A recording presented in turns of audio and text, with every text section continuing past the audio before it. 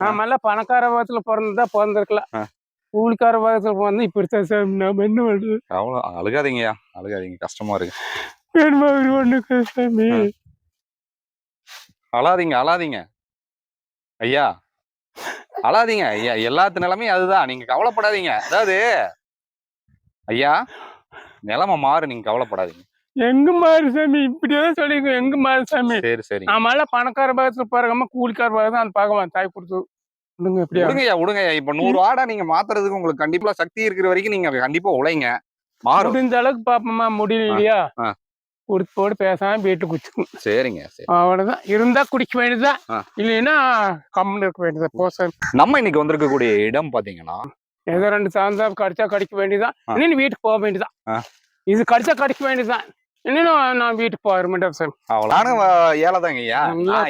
நீங்க வந்து என்னன்னா வாயால சொல்லி அழுதுட்டீங்க, என்னால அழக முடியல, நானும் கஷ்டப்பட்டுட்டு தான் இருக்கேன்.